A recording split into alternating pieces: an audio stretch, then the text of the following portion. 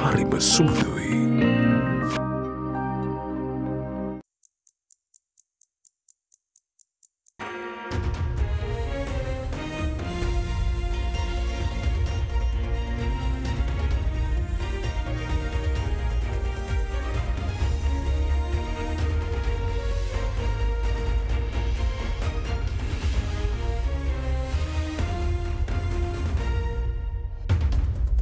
Tonight on First at 9 this Sunday the 3rd of December 2023. Unveiled. President Ranil Wickremesinghe unveils the Tropical Belt Initiative at the COP28 in Dubai. Initial step. Climate Justice Forum is the initial step to secure commitments from all stakeholders, reveals the President. Highlights plans to present the resolution to the UN. Now the resolution will be brought forward to UN. Reassured. Indian High Commissioner reassures Sri Lankans of Indian scientific research in key visit to the northern province.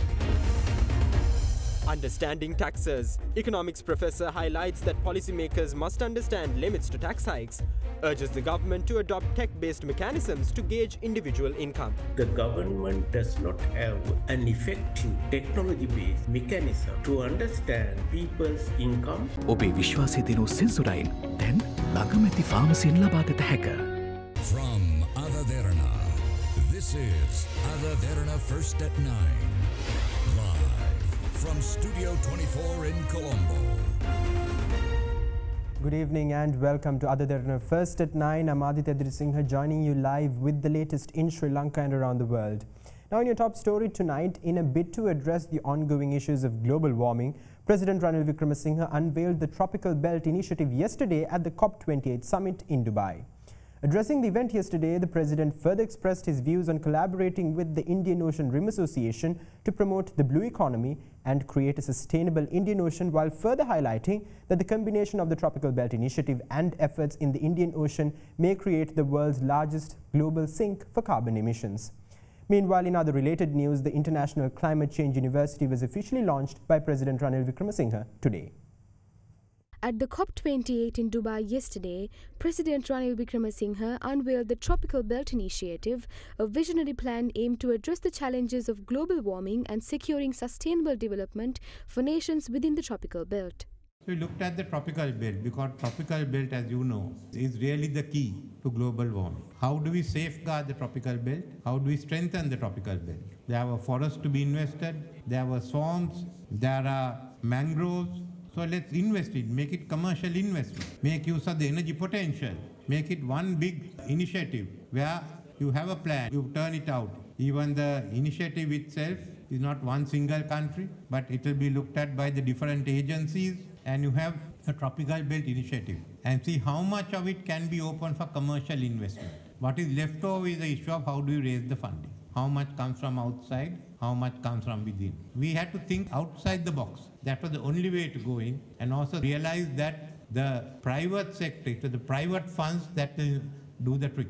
In that sense, we put forward this proposal of the Tropical Belt Initiative. Together with that, the Indian Ocean Rim Association, of which Sri Lanka is chairman now, is working on the Indian Ocean, the blue economy, to ensure we have a sustainable Indian Ocean. The ocean's capacity to absorb carbon is much higher than land. So if you combine them together, they will have the largest global sink for carbon sequestration. Now let's develop that. Then look at what are the other schemes that can come. What can you have for the polar caps? So this is the concept which we've been talking with. I've discussed that obviously with President Rashid. We've talked to President Ruto, who's interested in it. I've discussed it with President Lula, who is at the moment discussing with Indonesia, and he'll be talking about the 3 river basins that could be combined. We mentioned it to President of Indonesia. I'll talk with India. So since there is interest, we talked to President Macron. The first step is to establish a panel of experts to report on it.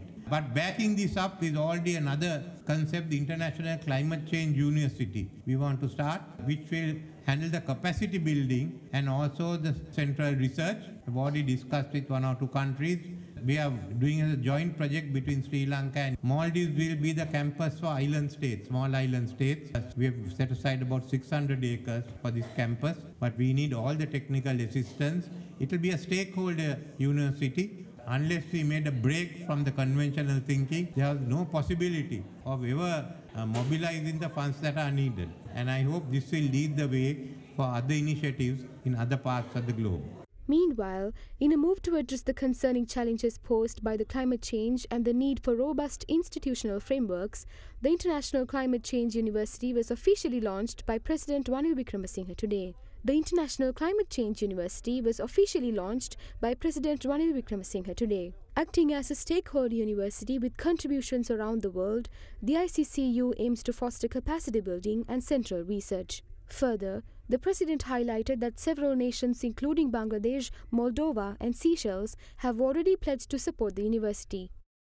Now following more news on the delegation representing Sri Lanka in Dubai, highlighting the collective support of all parties towards the Climate Justice Forum presented at the COP28, President Ranil Wickremesinghe emphasized that the resolution of the Climate Justice Forum will be presented to the United Nations. Addressing the COP28 yesterday, the President reiterated the need of assistance from every nation to make the Climate Justice Forum a reality. Emphasizing the critical importance of addressing climate issues, President Ranil Wickremesinghe presented the proposal for a Climate Justice Forum at COP28 in Dubai in the United Arab Emirates yesterday. This was moved at the 5th Asia-Pacific UNEP regional meeting of the ministers, and now the resolution will be brought forward to UNEP. What do we seek to do?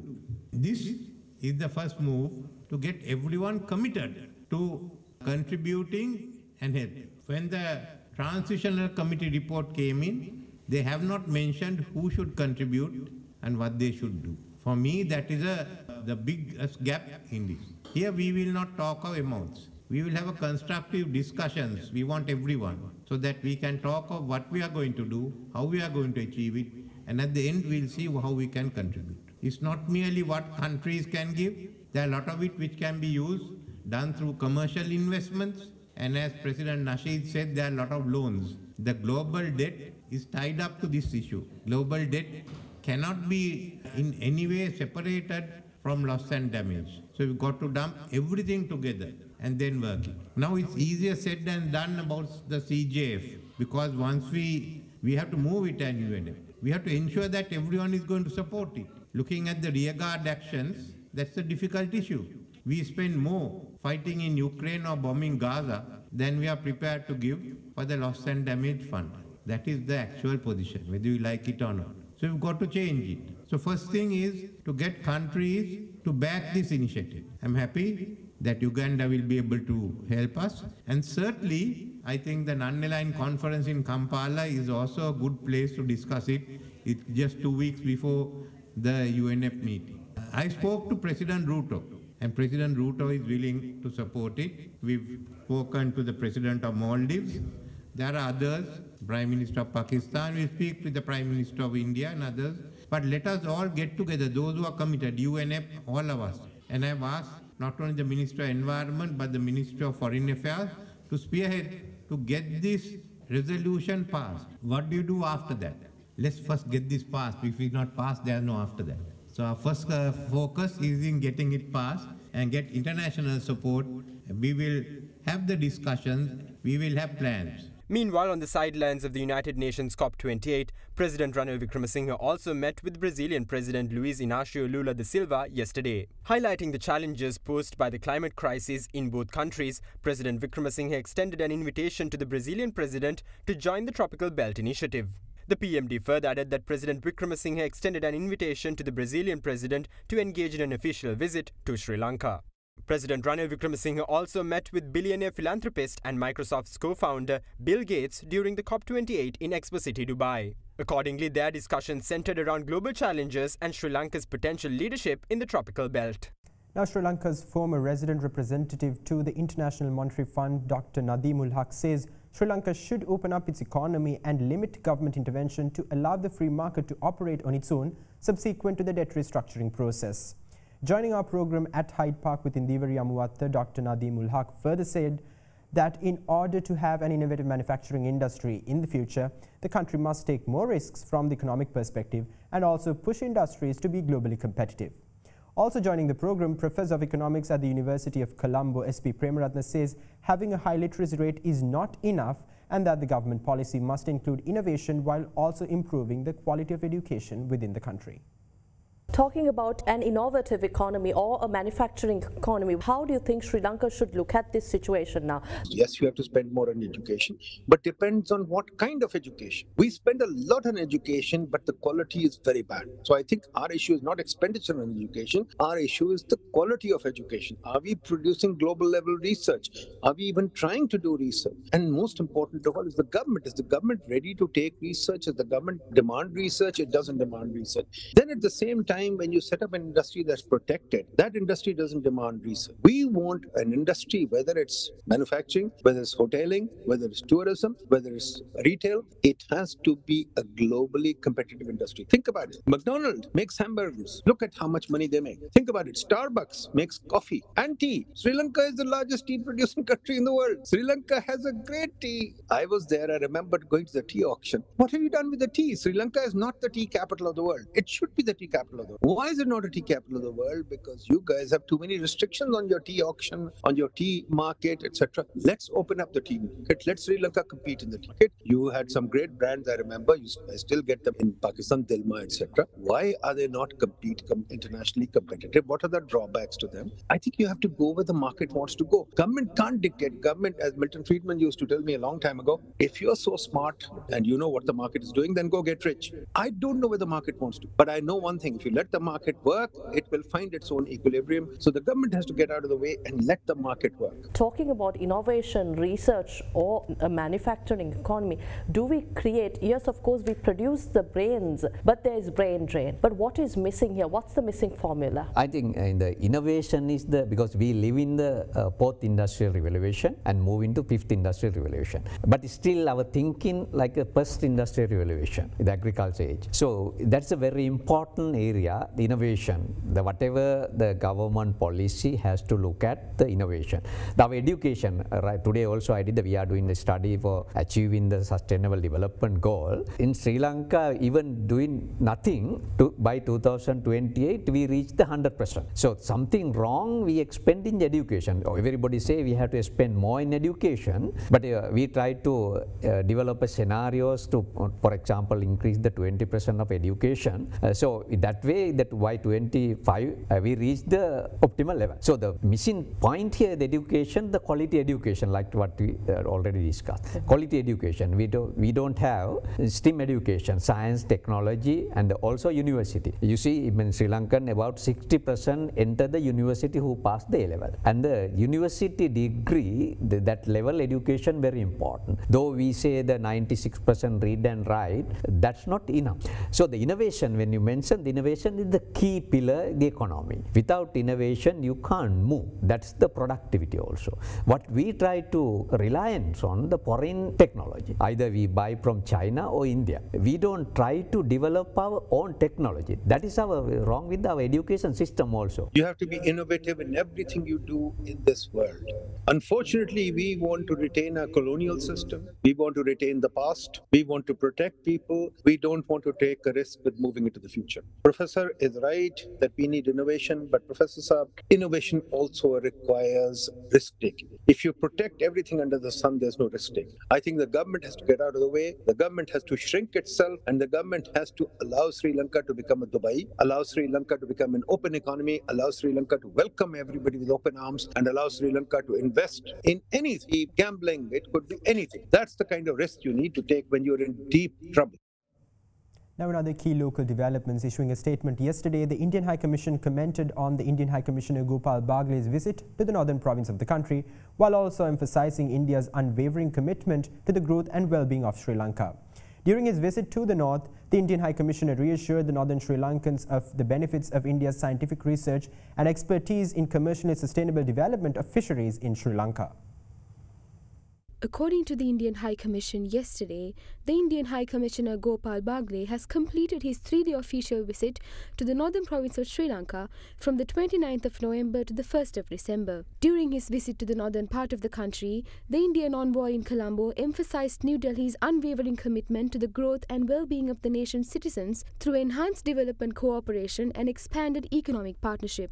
Accordingly, the High Commissioner visited 3 islands of Jaffna, Nainathiu, Analaithiu and Delft to assess the readiness for implementation of the Hybrid Renewable Energy Systems project. The Government of India have committed to support this project with a grant to address the energy needs of the inhabitants of these islands. Further, he visited Thalemannar and Kankasanture passenger facilities in pursuance of the ongoing efforts for enhanced connectivity through ferry services between mutually agreed points in India and Sri Lanka.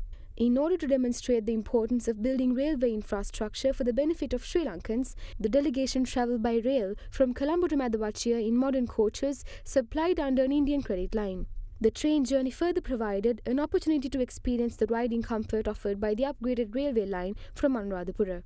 In the meantime, a program was in place by the High Commissioner to donate 1,000 school bags to students across Mannar district at Murunkan Mahavidyalayam while launching a special financial assistance scheme for underprivileged students at the University of Jaffna. Additionally, dry rations were also distributed to over 500 families in Jaffna and Delft Islands, while deep freezers were donated to 15 fishermen cooperatives for the use of fishermen in Jaffna region. The High Commissioner further assured benefits of scientific research by India and expertise for commercially sustainable development for fisheries in Sri Lanka, so the benefits can directly reach the fishermen and the citizens.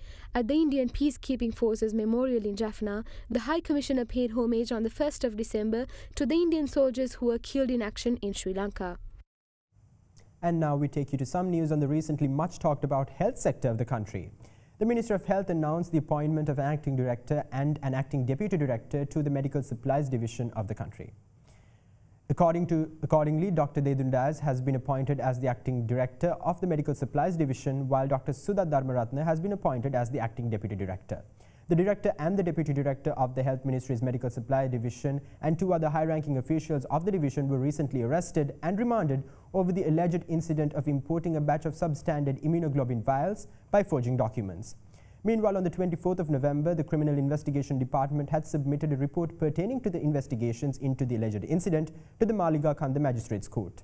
Against this backdrop, the CID also recorded statements from 3 officials of the Ministry of Finance, including Finance Secretary Mahinda Sirivardhana, regarding the matter on the 28th of November, subsequent to obtaining permission from the Mariga Kanda Magistrates Court. Now, leader of the Maubima Janata Party, entrepreneur Dilip Jayavira, says that his party has a carefully designed rational program for the country. He further went on to say that the Maubima Janata Party stands on its own, rejecting all allegations that his party depends on other parties. The 3rd District Conference of the Maubima Janata Party convened in Kaluthura this morning under the patronage of its leader, entrepreneur Dilip Jayavira.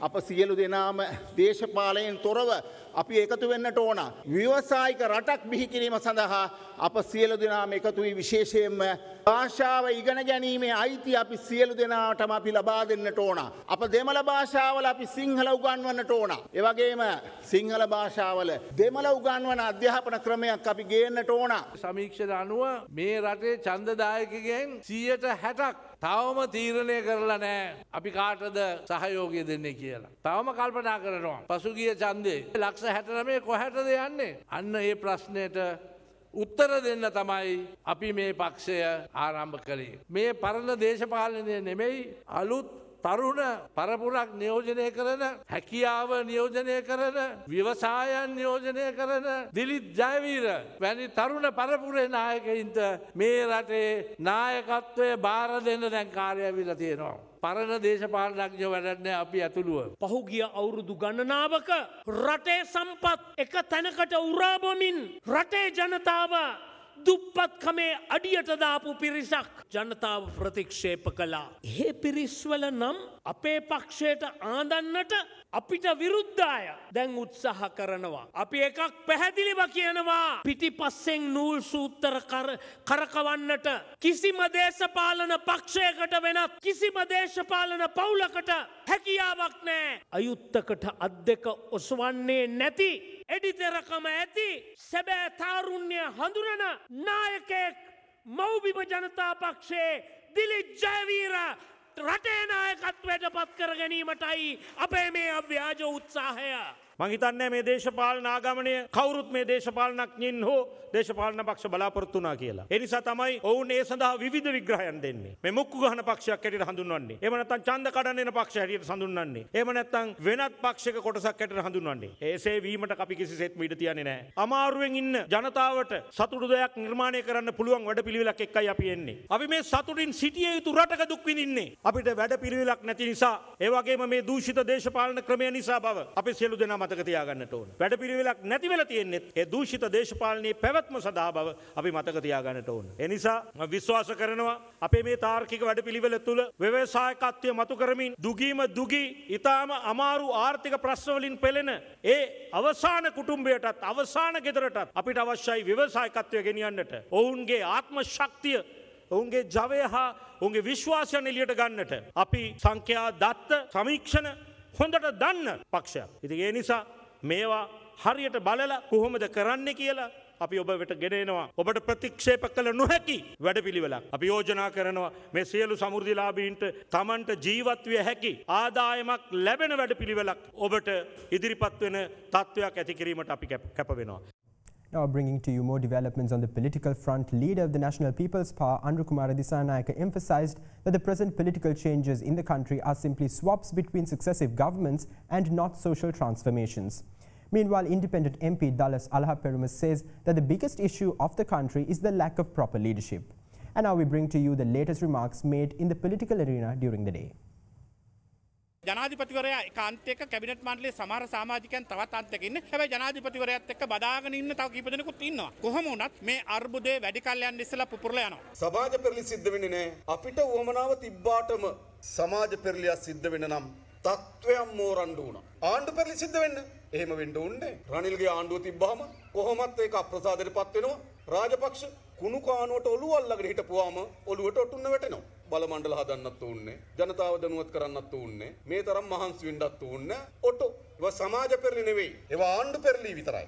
අරගලේ සාර්ථක වෙලා යනකොට අරගලේ නොකරපු අරගලයට කිසි සම්බන්ධයක් නැති ජනතාව විමුක්ති පෙරමුණ පෙරටුගාමී වගේ පක්ෂ අරගලය සාර්ථකව ඉදිරියට යනකොට ඒකට පැනලා ඉදින්න ඒකේ නායකත්වය ගන්න ගිහිල්ලා ඒගොල්ලන් අසමගි වෙලා ඒගොල්ලන් අතර ගැටුම් නැති කරගෙන මුළු අරගලයම අසාර්ථක වෙනවා.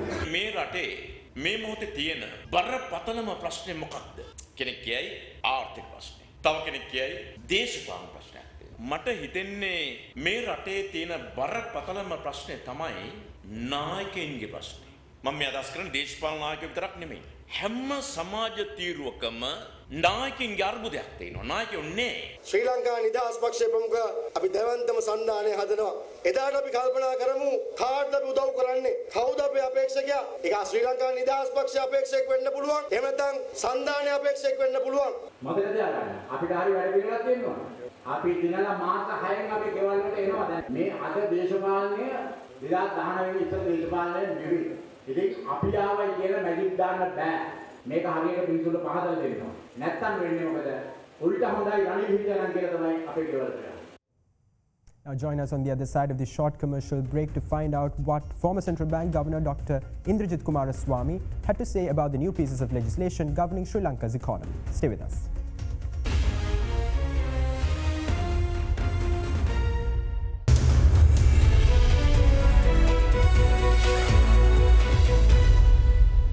Welcome back. Now, former Central Bank Governor and member of the Presidential Advisory Group on Multilateral Engagement and Debt Sustainability, Dr. Indrajit Kumaraswamy said that the Public Finance Management Act will be taken up in Parliament in the coming year and that it is expected to strengthen the fiscal rules of the country.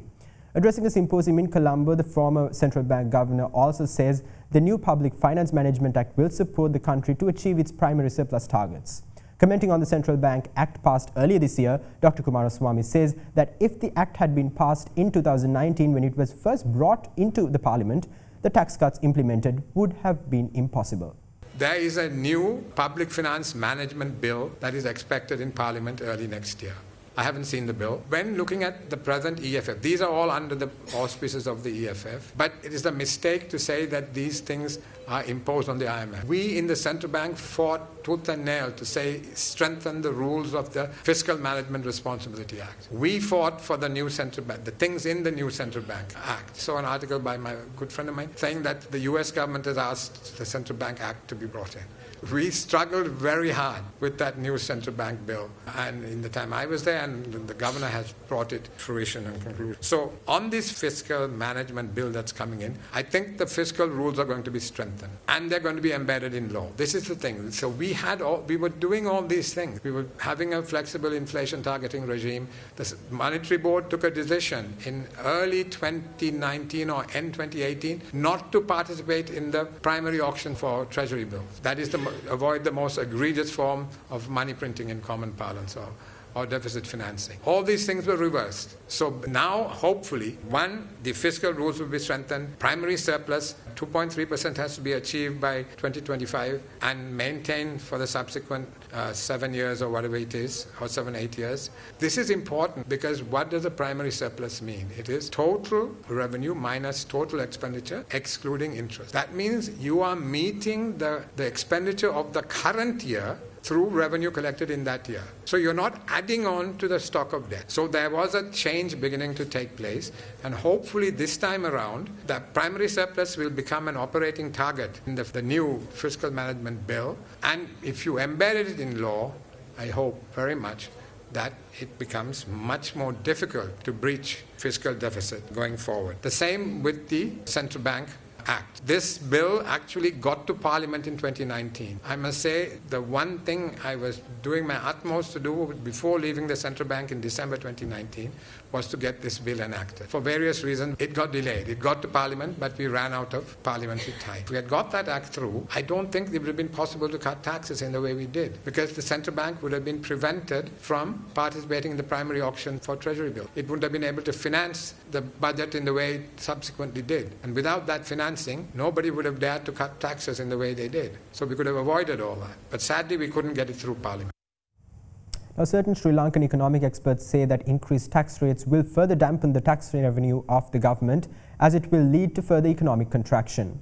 They also point out that the government must impose effective technology-based mechanisms to identify high-income earning individuals in the country to broaden the tax net or look for alternative ways to increase tax revenue.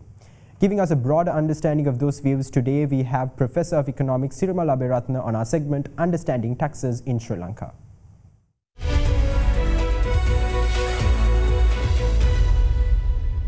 I think the IMF or anyone else, including the Sri Lanka's policymakers, they should understand that there is a limit to increase in tax rates, because we understand perfectly the situation right now. In a crisis situation, there is a decline in tax revenue due to economic downturn as well as subdued aggregate demand. But at the same time, there is also a need for increase in government spending to deal with the crisis issues that the people have faced with. So the policymakers have this policy dilemma to work on in this kind of situation. However, the problem is that we have a limit to increase in tax rates, and it will further dampen the tax revenue because there will be further decline in aggregate demand and contraction in economic activities. But we don't know where that limit is. But however, that's what we have seen even in some other countries. Therefore, we have to be careful in increasing tax rates all the time. As far as the Sri Lankan tax system is concerned, we should understand that we are not used to pay direct taxes. As a result, our direct tax ratio is about 20 to 25% of total tax revenue. And that has been compensated by the higher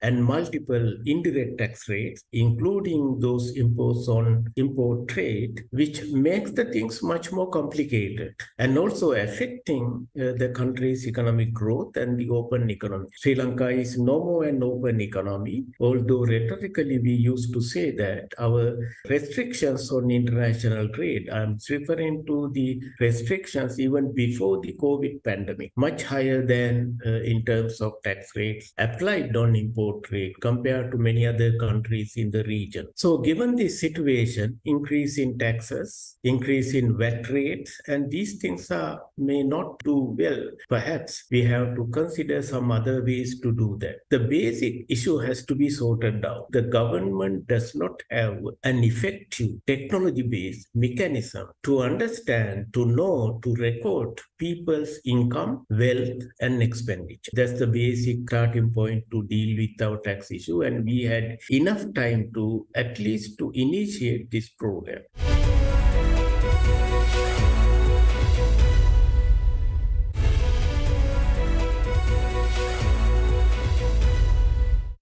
Now, Sithma Associates Private Limited bagged the Gold Award in the medium scale category at the National Industrial Excellence Awards 2023.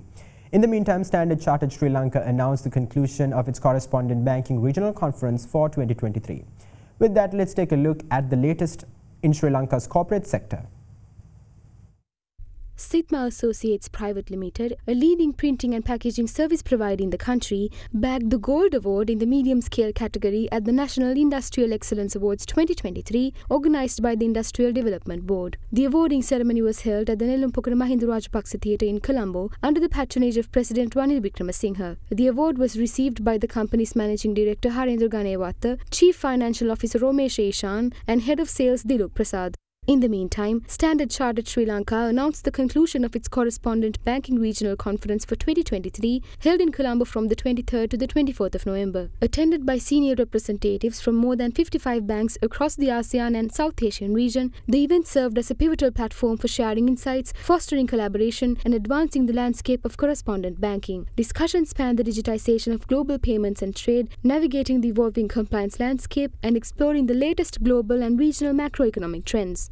Citrus Leisure PLC meanwhile announced that the banquet hall on the 26th floor and the revolving restaurant on the 27th floor of the Colombo Lotus Tower, which is to be managed by the company, are expected to be open on or around the 9th of December 2023. In its corporate disclosure dated December 1st, 2023, the company further stated that the announcement comes following the announcement made on the 31st of May 2023 regarding signing of a management agreement between the company and the Colombo Lotus Tower Management Company Private Limited.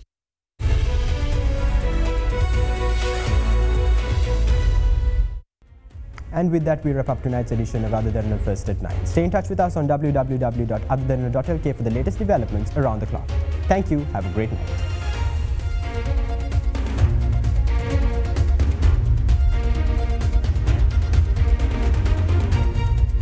For news and information you can trust 24 hours a day, visit AdaDerana.lk.